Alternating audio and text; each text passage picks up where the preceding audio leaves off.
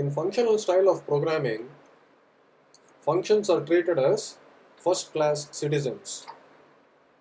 In the previous sessions, we have seen how to assign functions to variables, pass functions as arguments, and also we have seen how to return functions from functions. In this session, let us understand higher order functions.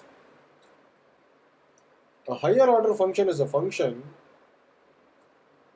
that takes a function as an argument or multiple functions as an argument, or returns a function or multiple functions, or it does both. Essentially, a higher order function is a function that also works with functions apart from normal data.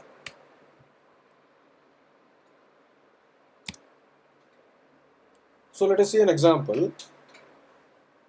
So let us begin by writing a function that takes a function as an argument and also returns a function. So let us call the function f that takes a function as an argument named as say f2, and within the function let us return f2. Okay. Now, apart from the function taking a function as an argument and returning that function, let us have two more arguments, one to represent a string and another to represent a number. So let us do some validation checks on these two arguments before returning the function f2.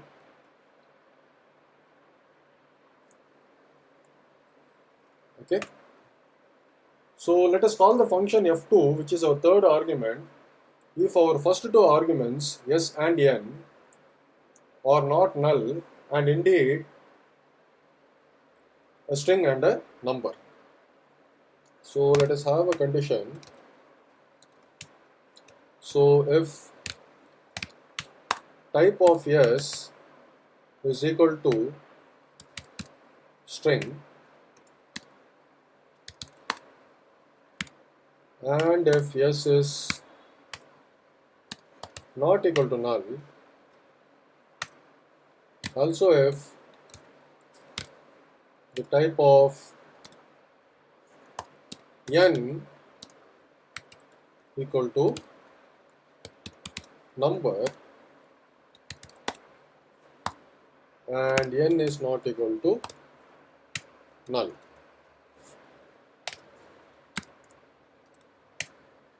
Okay, so if these two conditions are satisfied, let us return the function f2.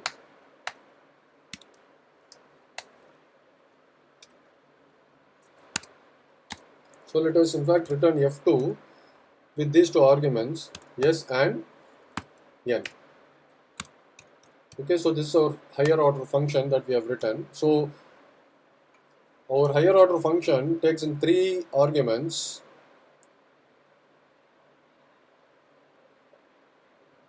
and performs a validation on the first two arguments and returns the third argument, which is a function. Okay. Now let us define some functions. Particularly, let us define three functions. One to retrieve a character from a string, one to print a word multiple times, and one to find the substring of a string. So let us have three functions, one to find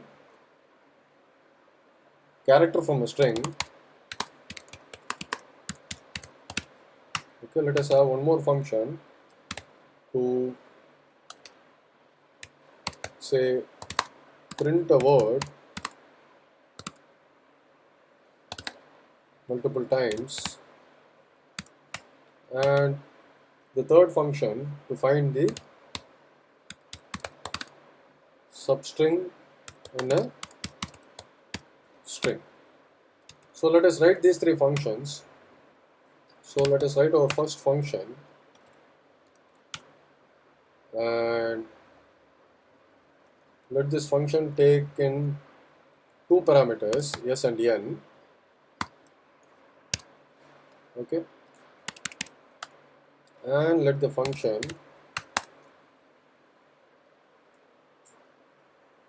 return the character at the string yes. So it is essentially s dot character at the position n. Okay, okay, let us name the function as, say, ca for simplicity, character at. Okay, so this is our first function. Let us now write our second function. So let us name the function as print a word multiple times on t. So pwmt, and let this function also take in the two parameters. The first one is the string and the second one is a number. And within the function, let us make use of a for loop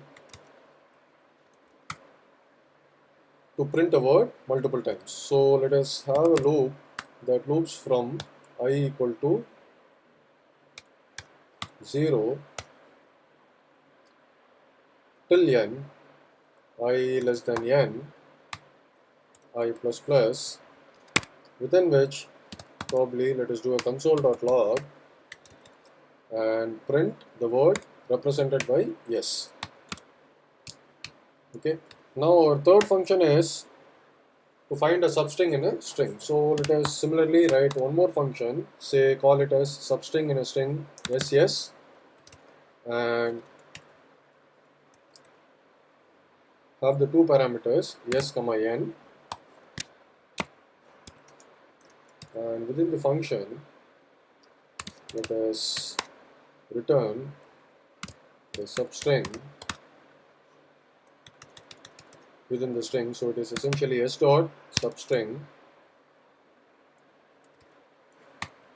Substring takes in or expects two arguments. The first one is the position. So let us say from 0 till n. Okay, so this is our third function. Okay, so we have our higher order function and we have our three functions. So as we can see, the core logic is in these three functions, and we have the validation on the higher order function. Okay. Now we can call the function, the higher order function f, which will first perform the validation on the first two arguments. So let us now call f with the three parameters. So our first parameter is a string, second parameter is a number, and the third parameter is our function. So let us call the function ca, which is our third parameter, and let us call it on the string. Say let us find the character at on the string functional, which is our first parameter, which is the string, and the second parameter is let us find the character, say, at the position 2. So essentially it is 0, 1, 2. Let us expect that we get the answer as n. Okay. Now similarly, let us call the function f and pass in the parameters. This time with the third parameter being our function pwmt, let us print a word many times, pwmt,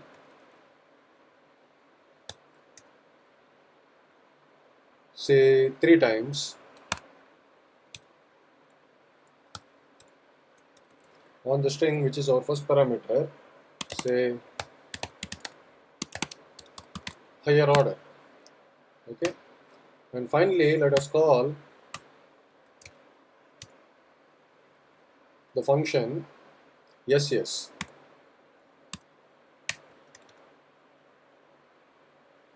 okay, on our string, say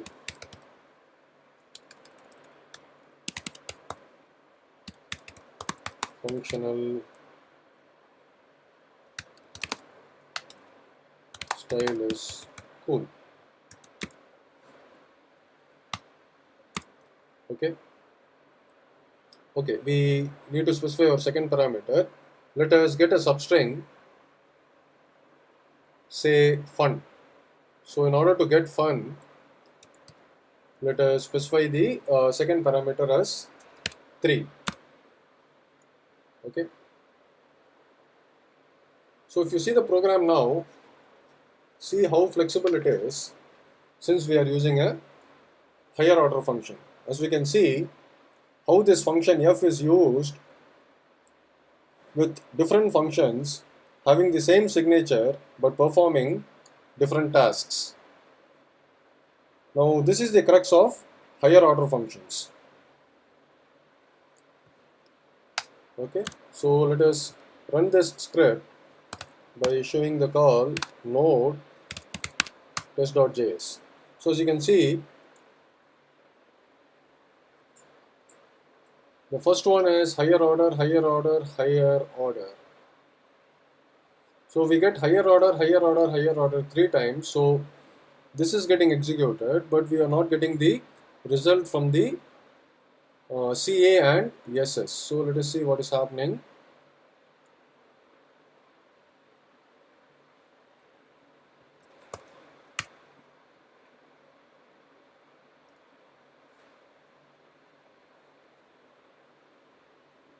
So if you look into CA and SS,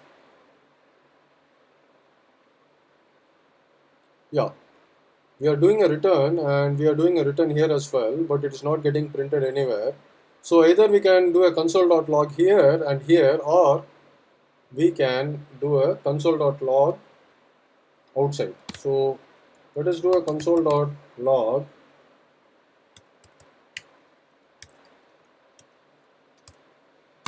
here, and similarly console.log here. So let us now execute the script. So now as you can see, we get n, which is the result from this, and for the last part we get fun. Okay, so this is the advantage of having higher order functions, where we can easily make use of multiple functions in a more flexible manner. Thank you.